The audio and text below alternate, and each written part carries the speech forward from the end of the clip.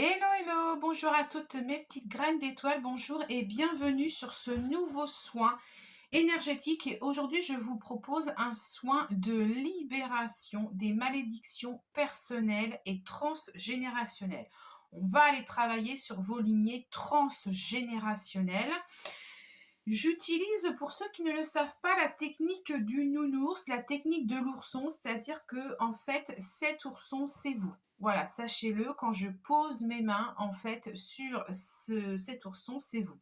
Voilà, c'est une des techniques que je pratique essentiellement quand je fais des soins à distance. Alors, pour ce nouveau soin énergétique, je vous invite au préalable à aller faire le nettoyage énergétique que vous allez trouver sur ma chaîne YouTube, puisque comme je dis, hein, il est toujours très important d'aller nettoyer d'abord ses énergies avant de faire un soin énergétique. Donc, n'hésitez pas à le faire.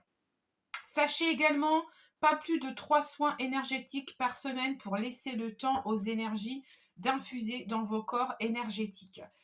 Je vous indique également que à la suite de ce soin énergétique, vous pouvez faire une crise de guérison et je vous invite à aller lire la description que je mets sous cette vidéo où je vous mets tous les détails du soin, je vous mets exactement ce que on va travailler à travers ce soin énergétique. Je vous explique ce qu'est une crise de guérison. Donc c'est important d'aller lire tout le descriptif avant de débuter ce soin énergétique.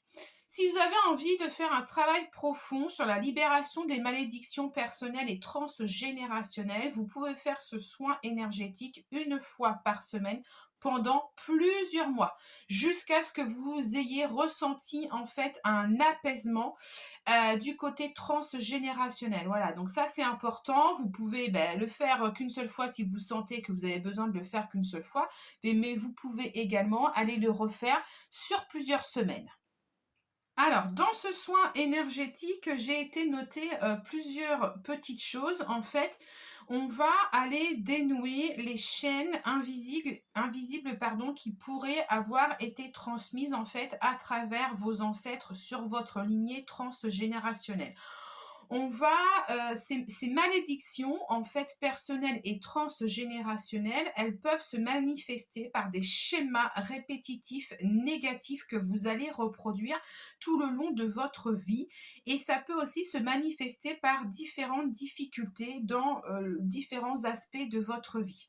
Donc, on va vraiment aller travailler ensemble à libérer en fait toutes ces malédictions personnelles et transgénérationnelles et on va aller vraiment vous libérer de tout ce qui ne vous appartient plus aujourd'hui.